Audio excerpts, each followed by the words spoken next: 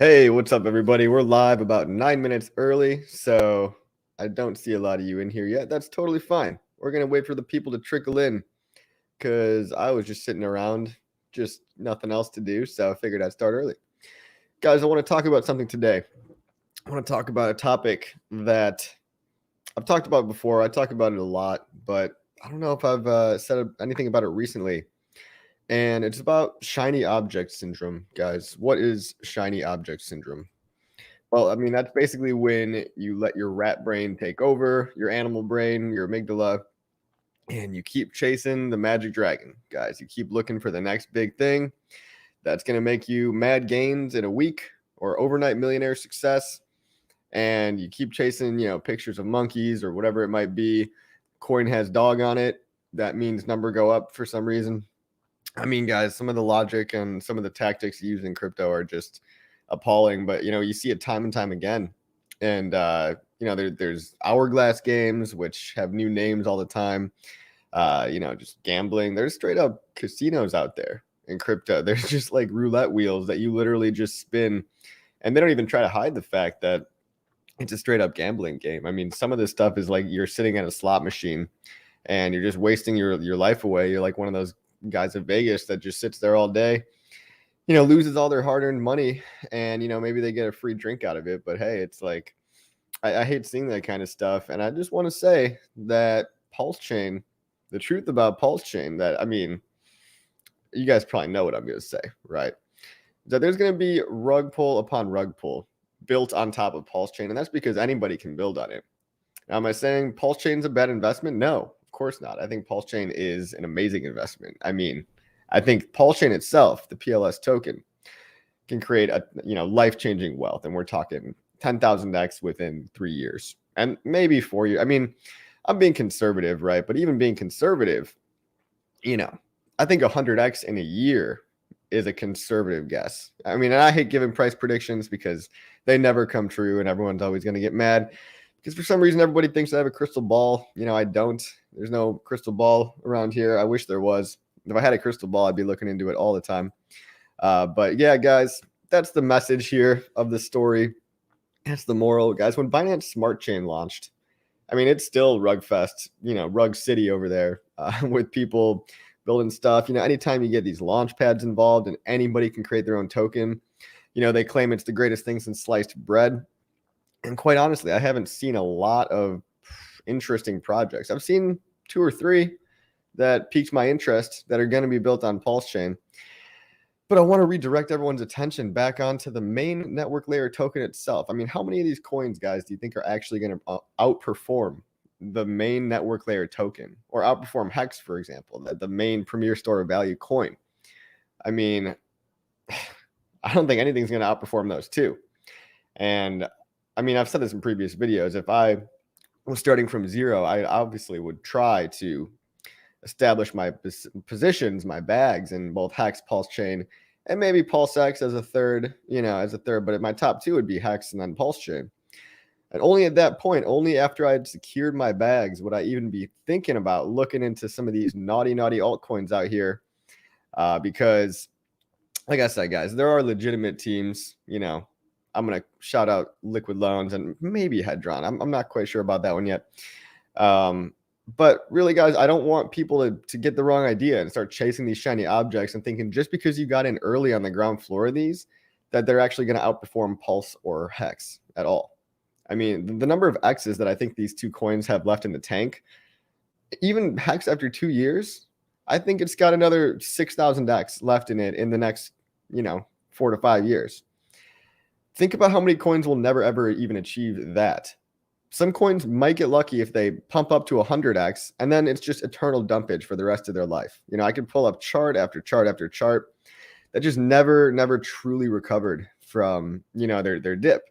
And they basically just look like a flatlining heart rate, right? They occasionally get a little pump because there's some news or some, big update, and then the hype wears off and they never climb back up because they weren't designed to accrue value and keep their value. And I just want to really reiterate that message because I know a lot of you guys out there are going to be thinking you can find the next 100x altcoin gem. And guys, that is that's a recipe for disaster, man. I mean, I did it in 2017. I know a lot of people that got wrecked, myself included. And, you know, you could say, oh, it's different this time. It's not different this time, guys. Bullshit is still bullshit. So, I mean, let me just say what's up to everybody, because I've been ranting for a while. What's up, Yves Cone? Tin Top, what's up, dude? Corey Investor, what's going on, bro? Flames, what's going on? Ball Python, good to see you live. Good to see you in the chat, my friend. Richard Bailey says, good morning. Thanks for making my work more interesting. Hey, no problem. Hey, if you've got this podcast on at work, you know, I would, I'd be doing the same thing if I was in my 9-to-5 day job. Hexagon American, good morning to you. Lawrence Welling, good morning, dude. Crypto Goots says, yo. Joseph says, let me just finish saying hi before I get to questions. Hey, Charles. Hey, Bitfinesse. Great to see you here, sir. Hex has millions of X left to go. Did I stumble into bear chat? Yeah, sorry, man. Hey, you know, I try not to give too high of, you know, expectations, right? But honestly, $5,000 Hex is in the cards, you know, in my humble opinion. Guys, I think Hex can go to the thousands. However, if I say that to people, it freaks them out. So I'm trying to talk to the people, you know, being that conservative voice of reason. I mean, there's nothing reasonable about how high Hex can go. I understand that. But it's kind of like, you know, when you're talking to somebody, maybe perhaps of the older generation, you might not even want to say that Hex is done at 10,000x, right? Because they can't fathom the fact that when you start something from nothing, like near zero, and the only way to go is up, you know, they can't do the math there, and they say, oh, 10,000x, that's must be a scam, blah, blah, blah. So, you know, different strokes for different folks. David Morales, beautiful background. What do you mean, David? This is my house back here. This is my lovely house. No, it's maybe what I aspire to have one day. Joseph Munch has a question here. So I have a decent amount of Hex. I have stacked a decent amount of PulseX. When do you suggest I add Pulse to the bag? Swap for PulseX right away? Or wait? I think you meant swap for Pulse right away. Well, like I said, Joseph, I mean, this is totally personal, up to you type of thing. If you want to risk swapping pre-bridge right in the first day or two, the way that you could calculate the approximate price on Pulse coin, you know, as if you're getting a good deal, is just look at the day one guys in Pulse. They roughly got a price of $0.001 per PLS. So you could plug that number in and just do some calculations on your end, because in day 1 and 2, there's not going to be any US dollar prices. So you're going to have to do a little bit of math by yourself. And I'm assuming you're talking about swapping PulseX for Pulse, which, you know, I assume a lot of people out there do, given that there's $1 billion in PulseX and there was only 700 million in Pulse. I feel like a lot of people found out after the fact and are going to have mad FOMO about getting into PLS. So, you know, if you see prices dip, you know, below the 0.001 mark, maybe this would be a good time to swap PulseX for Pulse. I think so many people are going to be trying to do what you do that you might not have a good chance to, you might not have a really good dip to buy right away. You know, you might have to wait a month or a month and a half for the quote unquote real dip to come into play. So if you're patient enough for that, you could do that. Otherwise, if you want to risk it for the biscuit and you want to try to do some crazy moves in the first 2 days, you're going to have to do a little calculating on your own, right? And you're going to have to plug in numbers of take your own personal PulseX sacrifice price. You know, again, if you got in on day 1, it's the same as PulseChain, right? If you got in on day 1 of PulseX, you could theoretically calculate, let's say you didn't get any volume bonus at all, and you're just a really small fish, you're roughly at a 1x bonus, then you can maybe say that your PulseX costed 0.001. So if you see PulseX for some reason rising in value relative to PulseChain, you would obviously want to swap and secure your bag. But again, that might not even happen because there's a lot of people like you, unfortunately. So there might even be a time where you'd have to wait to see a dip there. Bitfinesse says, anyone remember Gigapets? Maybe we can create the next craze. You feed your Gigapet food and animals and politicians, all made on NFT contracts. Yeah, man, there's been a lot of good talks in the Twitter spaces about NFTs. It's really the common ground that a lot of people have that's bridging people into PulseChain. So I don't mind a little NFT talk if it's going to bring new people into PulseChain. And I do think there is a right way to do NFTs. I don't think people should be paying an arm and a leg for them. I think they're way overpriced right now, and I think people are going to lose a lot of money when, you know, Ethereum drops, and when, you know, a lot of people are going to be left holding the bag on some of these NFTs that are way overpriced. However, you know, in video games, it makes sense. We've had basically NFTs, you know, in Fortnite, you know, Fortnite skins and all that stuff. Like, we have the concept of unique digital goods. And then we also have this cool concept of wrapped stakes that can be traded as NFTs, which Hatron's doing. I would not be wanting to trade my stakes personally, but hey, I mean, the less patient than me might want to make a 10-year stake and then try to see who would buy it because maybe they were 2 years into it and they don't want to hold it anymore. You know what I mean? So, I mean, that's a use case for Hex itself. And then there's all this whole concept of financial NFTs, like tokenizing securities as NFTs, because you can uniquely identify the securities and they're not actually fungible, so to speak. What up, Black Label Expat? What it do? Well, I'm just chilling here on a nice, Wednesday morning. Yeah, just living my best life out here. Let's see. Jimmy Lamb says, good morning. Thanks for the content again. Charles Stone says, did you quit your 9 to 5? I did, but I basically work for myself now. So if you guys want to know, you know, I don't get paid to shill Hex or anything like that, but I have a monetized YouTube channel, and then I have a course that I sell for absolute beginners. So if you know nothing about crypto at all, you're a total beginner, I do have a course that takes you from zero to hero. You could probably finish it in a week. It's just over $100 right now, and it's really, I mean, it costs money so that people actually take it, right? If it was free, you know, nobody would be incentivized to take it. So I kind of make my own living now. So I wouldn't say that I just sit around all day in my underwear, although I do a lot. But yeah, Hex has allowed me real financial freedom. So I am a living example of what Hex has allowed me, that I know it's allowed a lot of other people, and what Hex can do for you too, and what PulseChain can do for a lot of people out there. So yeah, I was able to quit a job I wasn't really passionate about, and I was able to wake up every morning and start doing stuff I really like. You know, that's why you can see I've been making more content every day, and I do a lot behind the scenes as well. I work a lot in Hex groups that are building, let's just say, infrastructure and big projects that I can't really talk about, but you know, I get to work on stuff like that, and I get to make money in a novel way so that I don't have to sell the price of Hex down. I get to sell courses, and I get YouTube ad money, and you know, a couple other income sources as well here and there, you know, consulting and all that. But I got to say, guys, financial freedom, working for yourself, doing what you want to do on your terms, you can't put a price on that, guys. Hey, thank you for the tip, Crypto Boogie. Do you estimate Hex to be around $1,000 in 10 years? Yeah, Crypto Boogie, I would say in 10 years, yeah, like 10 years is a long time. I mean, look what Bitcoin did. I mean, if Hex goes on the trajectory of Bitcoin, let me do some quick math right here. Yeah, I think it could be about $1,200 in 10 more years. And that, again, that's assuming that it does exactly what Bitcoin does. As we've seen from the ROI charts of Bitcoin versus Hex, Hex is actually outperforming Bitcoin if we look at where Bitcoin was at in that's the 778 day mark. You know, Bitcoin, when it was around $9.50, is kind of equivalent to Hex at around 20 cents today. And so it's actually been increasing at a higher rate too. Lawrence says, is it a good idea to stake Hex now, as expensive as it is, or is it a better idea to wait till pennies, till PulseChain and do it for pennies? What's the benefit to staking now?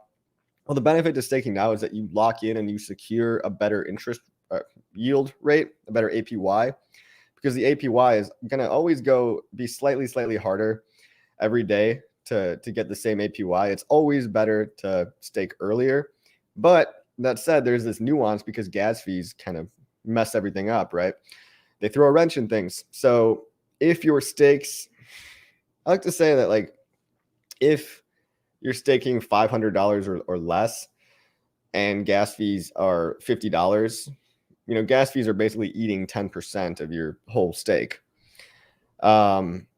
Anything less than a couple $100, you know, might not be worth it. But I also recommend staking a little bit larger too, because, you know, 1,000x on 500 is a lot more than 1,000x on $50.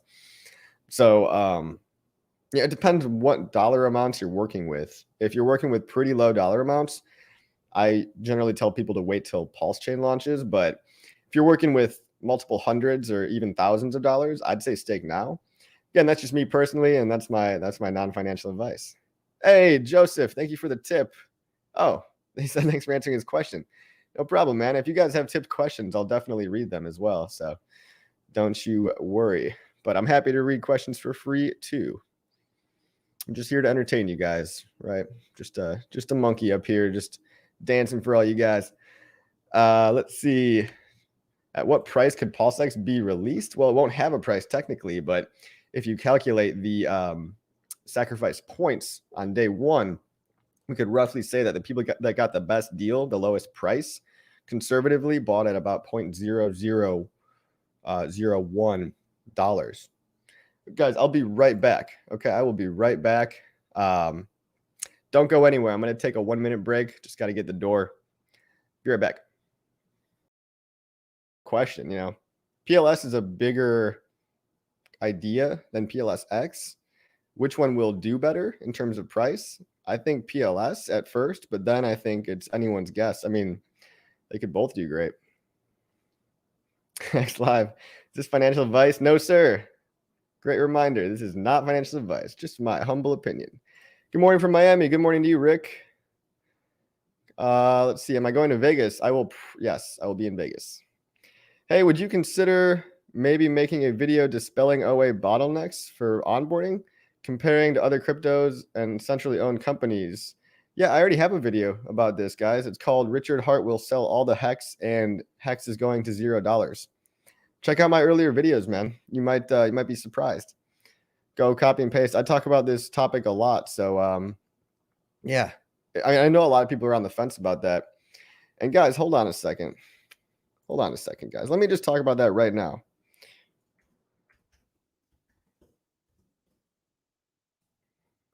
There is a really good thing on Twitter.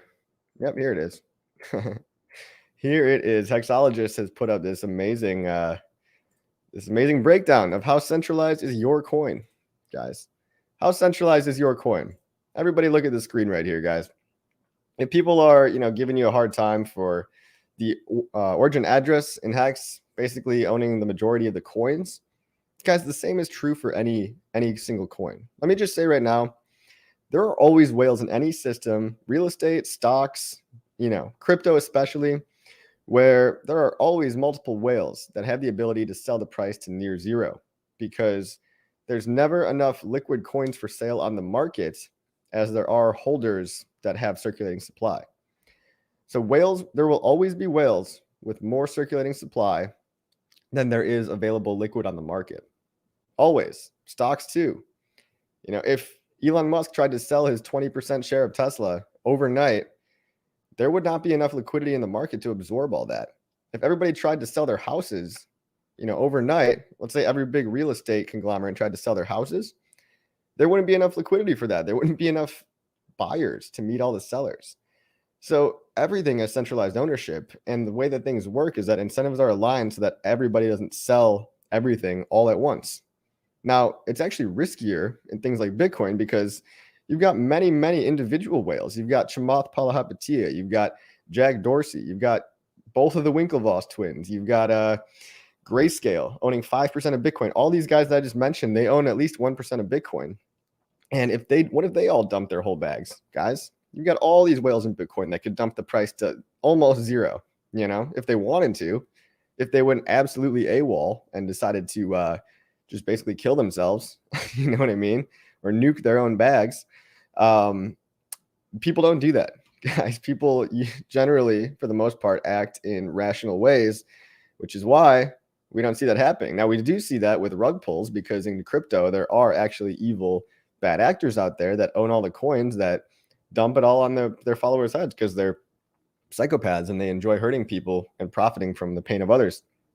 And they have no empathy, but not in Hex, guys. If you know anything about Richard Hart, you know he's not a psychopath. Probably the farthest thing from that. Maybe a little rough around the edges, but really has good intentions. And anyway, guys, look at this. How is centralized is your coin chart? Up here at the top, we've got Cosmo Coin owning, top 100 owners own 99.75%. Axie Infinity, top 100 holders own 99.7%. Huobi token, KuCoin token, FTT token, Celsius token, the top 100 holders own 98%. Crypto.com token, top 100 holders own 96%. BNB, 1-inch compound, top 100 holders own 92%. What else? Chainlink, top 100 holders own 80%. And finally, down here, we've got Hex. The top 100 holders own 47%. So, yeah, guys, centralized ownership, not a new concept. Why does it happen? Because it works. It works to keep the prices up, guys. It works because you have somebody that cares more about the project than you, that's more incentivized to see it do well and not dump, right? What you got to be worried about are all the plebs. All the plebs are the one, like, when there's a dump, everybody wants to point fingers and blame whales and stuff. And it's like, yeah, maybe a whale sold. But then after they sold, a bunch of plebs sold too, because they got scared and they shook themselves out. And it creates this cascading effect downwards too. So shorter, smaller holders generally have weaker hands because they generally need more money immediately to them. So when you're a whale, you can afford to be more patient. It's actually, it's kind of why the rich get richer and the poor get poorer sometimes. So, I mean, in order to be a whale, guys, try to think like a whale. Let's see. Omfe, hey, did I get an AX7 Deathbet NFT? No, I did not, but I do love Avenged Sevenfold, if that's what you're talking about. I did not get their NFTs, though. But it's cool that they made some. Cabana. I see you when they're making jokes, Cabana. B. Hoopender Gill says, hey, Coffee, do you know about the price, what the price of Hex will be on launch? Well, it's going to start at 0 again, but I can't predict what the price is going to be. Will it be the same as eHex? I mean, it's going to have to ramp up. And I feel like, you know, in people's mental framework, it would be easy for the price to land on some price similar to the price of Hex before the fork. But I think eHex and PHex, or Hex on PulseChain, are going to fluctuate wildly until they establish a price. So I cannot even guess what the price will be at launch. I mean, the only thing I can tell you is that technically it'll be $0 at launch for the first day or two.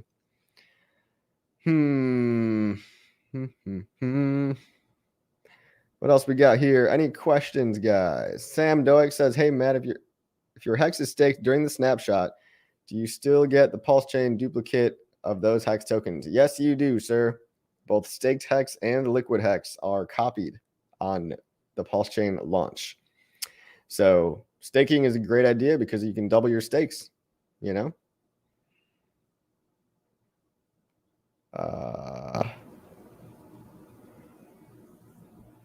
Let's see. What else do we got?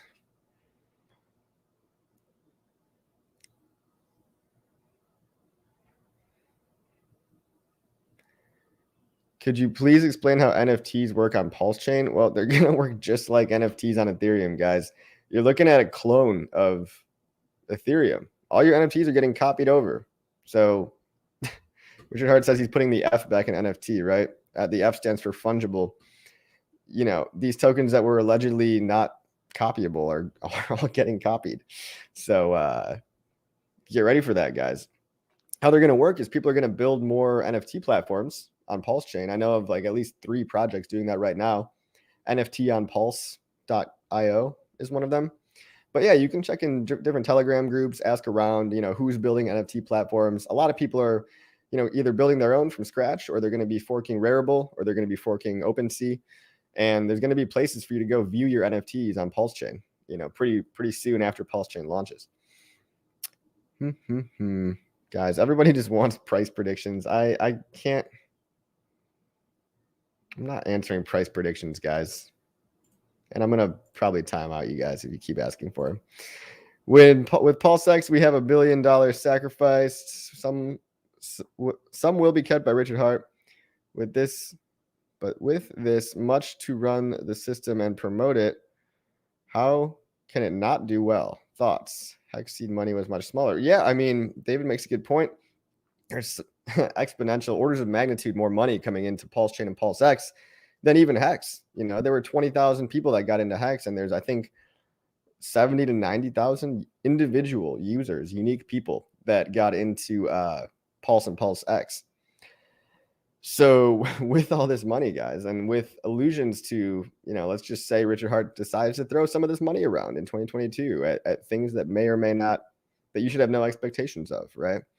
I just don't see this doing poorly at all. So, I mean, David, I have to agree with you. How can this not do well? Well, maybe a solar flare, giant earthquake that takes out the entire internet. World War III, you know, I don't think a lot of these concerns are realistic, but that's, you know, there's not many ways for this to not do well, in my opinion. Will our staked hex be auto staked on Pulse? Yeah, if you have a stake, it's automatically staked. You just flip the toggle on go.hex.com, you change your Metamask setting, and then yeah, you're gonna see all your stakes there, just as if it was the same as Ethereum. Like the exact same. Like it can't be simpler than that. Did I dye my hair? No. Does it look dyed? No, I didn't dye my hair. Maybe it's the camera settings today. Let's see. Do you think that eHex and Hex can coexist then, or will Hex on Pulse be the end of Hex on long term? Well, I think what you're asking is, yeah, who will win eHex and pHex? Again, I've talked about this in previous videos, but I don't think that's the right question at all. They're both going to survive, and I think that people will be choosing to bridge their eHex over to PulseChain, given that there's an incentive reward token to do so.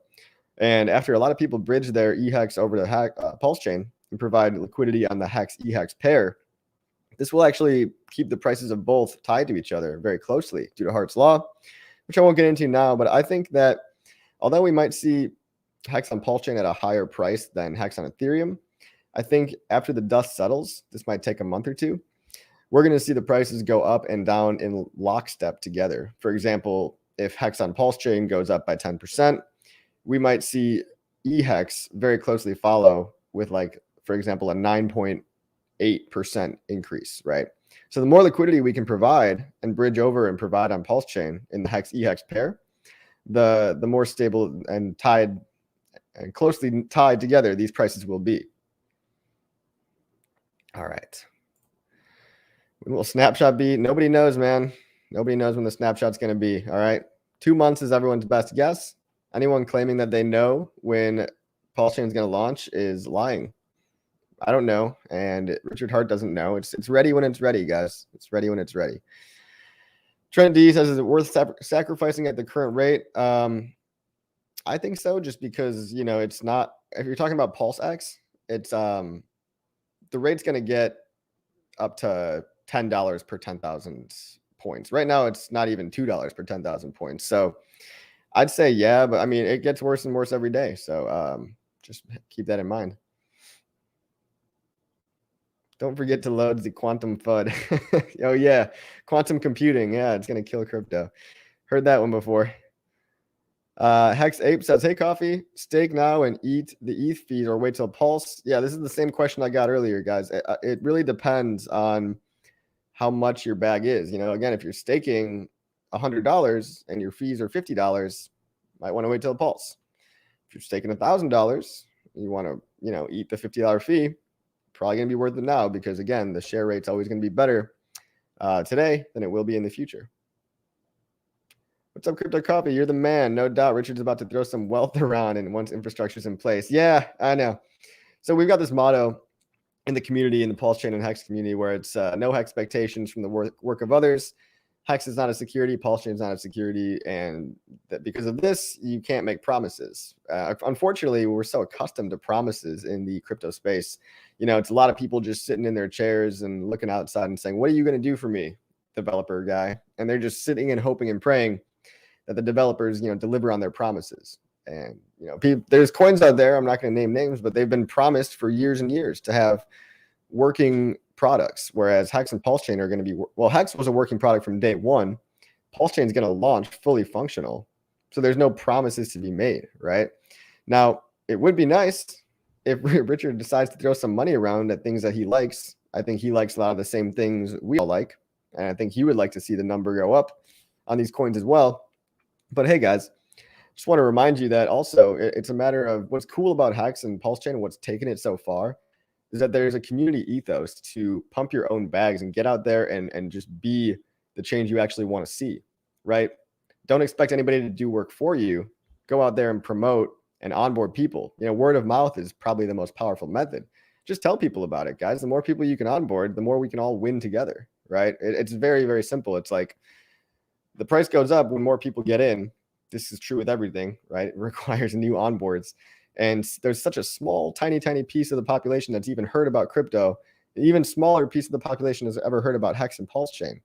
Just imagine if we can even get 1% of the world's population into Hex or PulseChain. And it all starts with you. You know, if you have any creative outlet, if you want to go slap stickers around, or if you want to pay for some ads, I know a lot of newly rich Hexicans are actually using that money to build projects and products that will further incentivize people to get in and people to want to buy and stake Hex and PulseChain as well. So it's a pretty cool price positive feedback loop. It's almost like a self-fulfilling prophecy in a way. So I think that's pretty cool.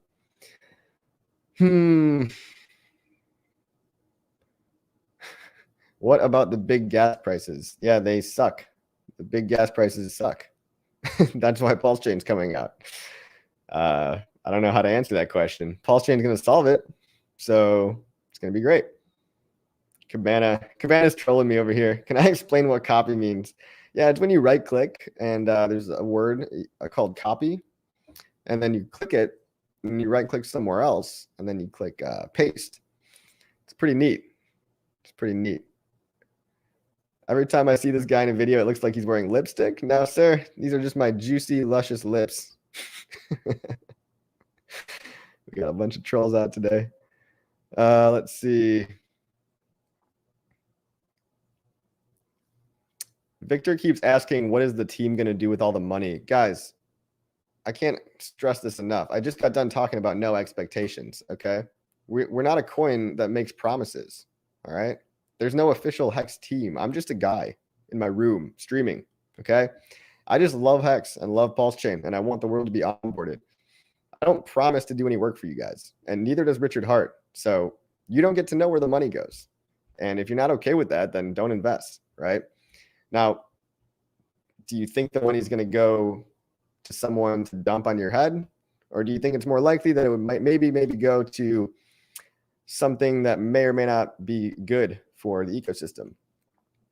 I mean, again, we're not in the business of making promises. This is where people get tripped up a lot of times, because a lot of cryptos out there are unregistered securities because they make promises to their users about, we're going to do this. We have a roadmap.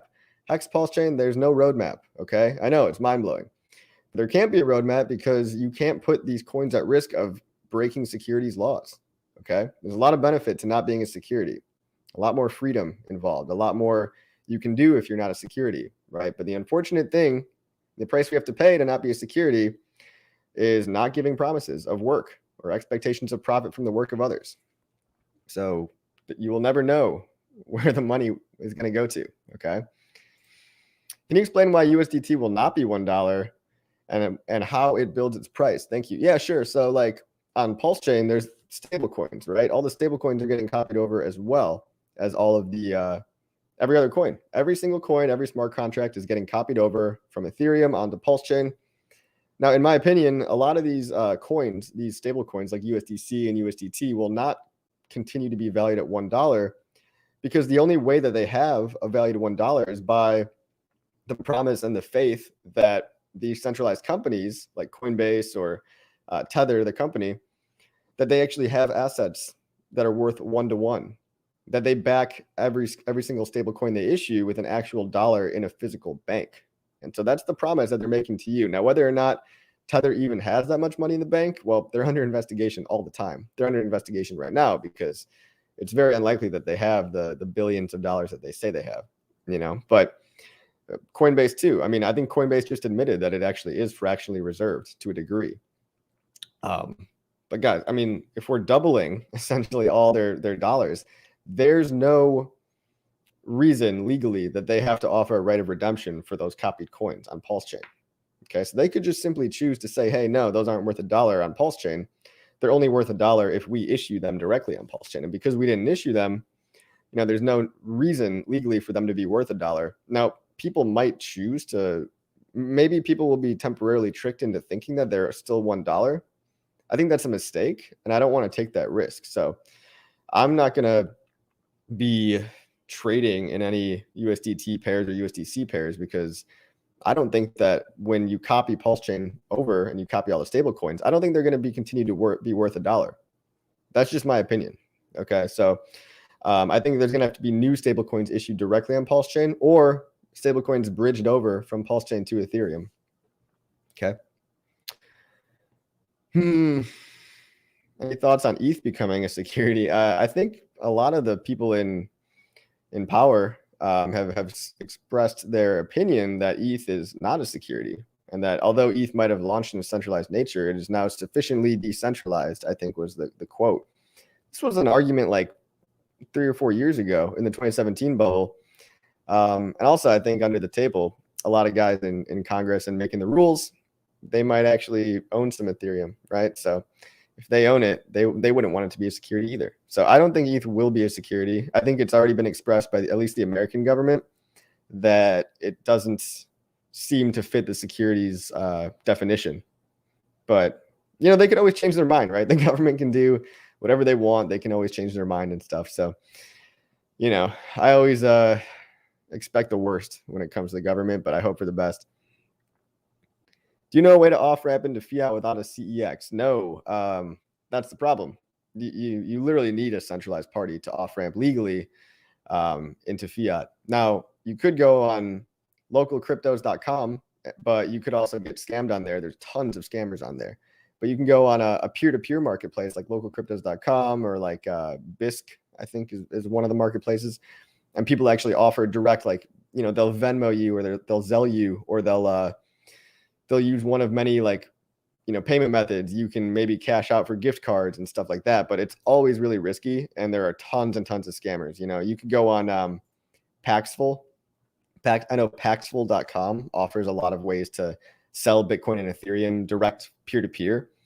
But again, guys, it's hard to cash out large amounts. And it's really, I've been personally scammed on these websites out of hundreds of dollars. Okay, on local cryptos and Paxful. So I don't really like to I don't even like to.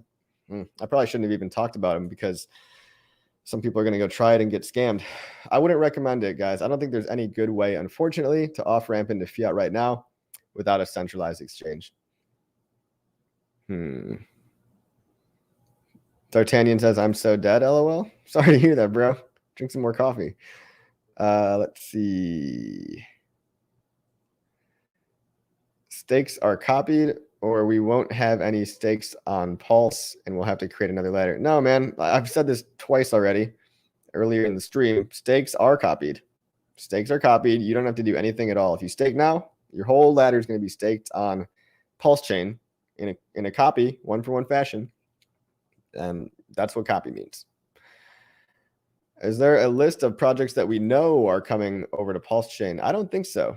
I haven't heard any existing DeFi platforms specifically say that they're gonna be migrating over. Okay. Flames knows what I was talking about. All right. Let's see. I might put some. Oh yeah. Hey, Dollar Cost Crypto says smash the likes. Thanks, DCC. You're gonna be officially a moderator. Valiant Brand, feel free to mod away if you see a lot of people asking the same questions over and over. Hex Monkey, you're going to be a moderator too. Guys, if you spam questions, like, I'm not going to answer them. New haircut? No, this is bedhead. This is that bedhead look. Very sexy, I know. All right. D'Artagnan said, it's been fun. Thank you for lifting my spirits, you beautiful, funny, wealthy people. Catch you on the next stream. Thanks for stopping by, D'Artagnan. We got a lot of people in here, almost 400 right now. D'Artagnan says, I thought RH was going to lose it on stream with the copy question. Yeah, that was funny. Somebody asked Richard Hart, hey, can you explain what copying means onto PulseChain? It's like, dude, We're cloning Ethereum, all your balances, all your coins, your addresses. It's going to be the exact same thing. You get to use MetaMask still. I recommend MetaMask. You need to take your coins out of exchanges. Okay. You need to own your own private keys. As long as you own your own private keys, you can load your wallet onto any wallet software. And there you go. You get a copy of everything. It's going to be great. World's biggest airdrop, guys. That's what that means. Joe Smo, yes, I'm telling you, yes. Your stake ladder on ETH will be copied to Pulse. I don't know how many other ways I could say it, dude. Yes. You don't need to make a new ladder. God. I have a whole video where I just say yes to that question over and over again because people ask it so much. Marco says, great stream. Thanks, man. Thomas says, do a kickflip. I can't, bro. I can't even skate. I'm a poser.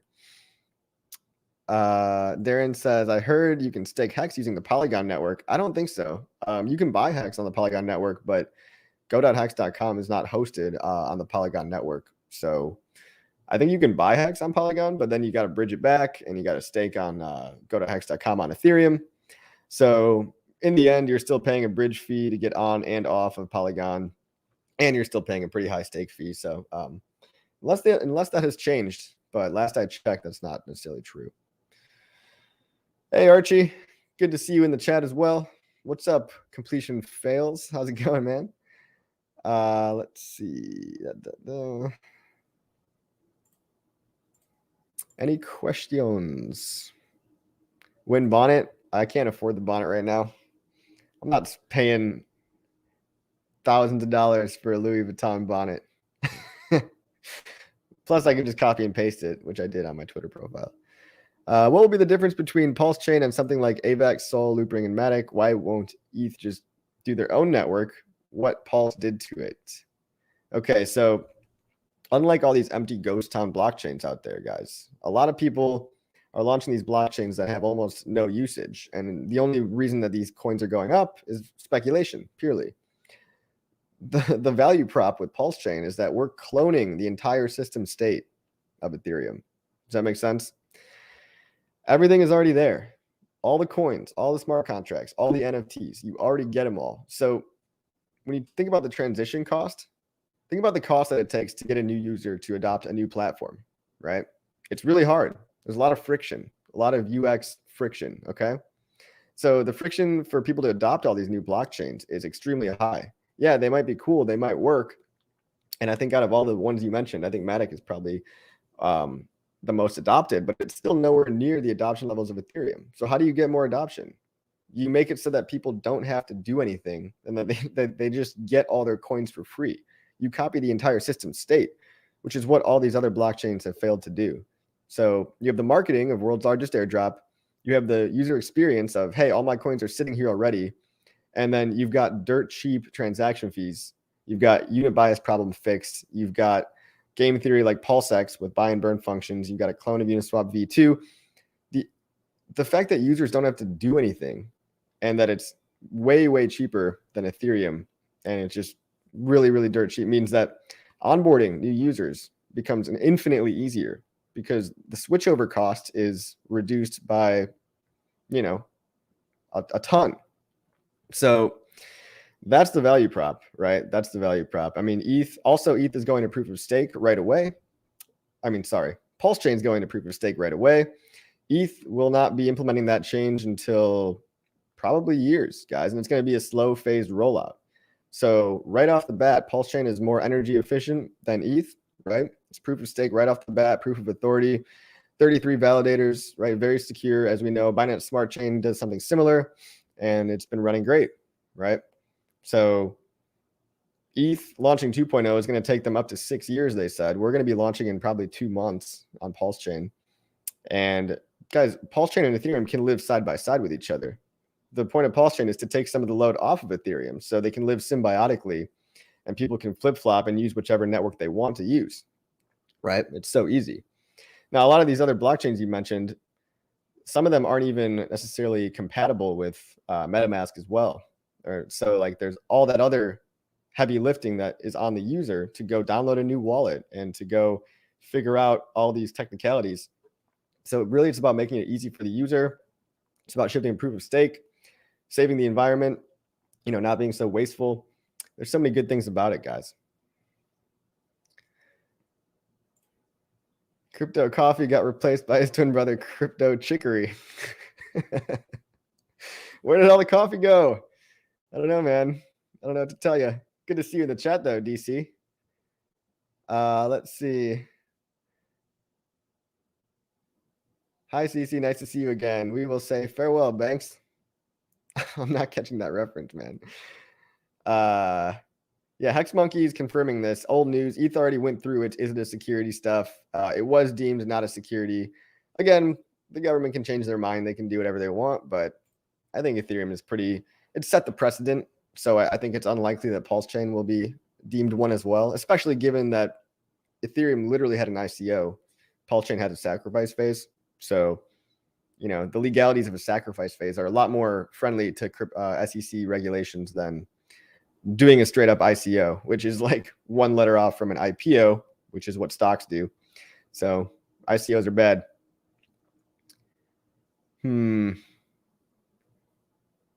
Everybody wants to know about liquid loans. Guys, I'm interested in liquid loans, but I'm not going to be sacrificing that much in comparison to PLS and Hex and all the other stuff, right? That's just me personally. I'm talking about what I'm doing. I'm looking at liquid loans as a highly speculative side bet. I'm interested in it. I'd like to use it, you know, and experiment with it. But, you know, the audits, I haven't seen the audits yet. You know, it's not launched yet. It's not going to launch till a couple months after PulseChain launches. But I am actually interested in using it for its actual purpose. There's always smart contract risk. There's always some level of risk, right? So I'm not going to put all my money in something brand new, but it is a speculative play for me. Why does the Staker Smart Wallet cost $10? This is because of gas fees, bro. This is why PulseChain is going to save us. When PulseChain launches, you won't have to worry about that. And Staker Smart Wallet will be compatible with PulseChain as well. So you'll be able to create a wallet likely for free. I think they were talking about funding the entire cost of creating the wallet, because at that point, the wallet's only going to cost like 0.001 pennies or whatever. Expect the worst, hope for the best. Yeah, I don't think I was the first one to say that, but I definitely, that's how I think. Smash the likes. Will it be possible to trade Hex for PLS before the bridge? Yes, it will. Yes, it will. Because there's going to be a pair. There's going to be a Hex PLS pair from day one, moment one, second one. It's essentially going to be the clone of the ETH Hex pair. But because all the ETH is transforming into PLS, yeah, you're going to have it's going to be possible to trade Hex for PLS day one. New night of the Pepe. One love, Hexakins. That's right, Crypto Kobe. I got 3 loves now. It's Hex Pulse and PulseX.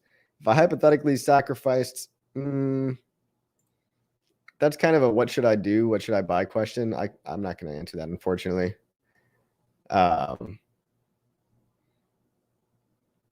Wrench me, LOL. Okay. Hex Huddle says, do not use MetaMask on a cell phone. I agree, guys. If you lose your phone, you lose all your money. And guys, just a quick security tip. How many of you took a screenshot of your seed phrase and it's sitting on your iPhone, right? Just sitting there in the Apple cloud, right? Don't do that. That's really, really, really, really stupid. You're going to lose all your money, okay? Don't use MetaMask on a cell phone. I always recommend using MetaMask on a totally separate device that's not even your main phone or your main PC. You know, if you have an old laptop or if you have an old, you know, phone or something that's, you know, you can use it on a phone that you don't actually connect to anything. Like it should be a device that you only use for crypto, okay? And don't screenshot your seed phrase and don't ever save it on the cloud, you know? There's all types of cloud services out there. If you have your screenshot on Google Drive, you're screwed. If you have it on Microsoft OneNote, you're screwed. If you have it on iCloud, you're screwed, guys.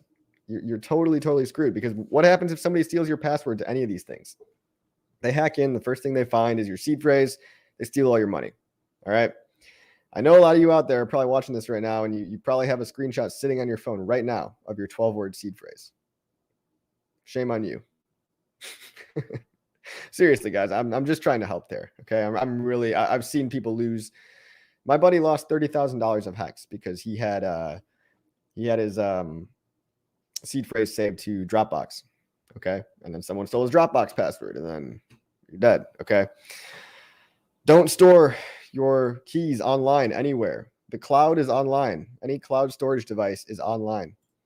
Werner says, hello from South Africa. Hey, what's up, Werner?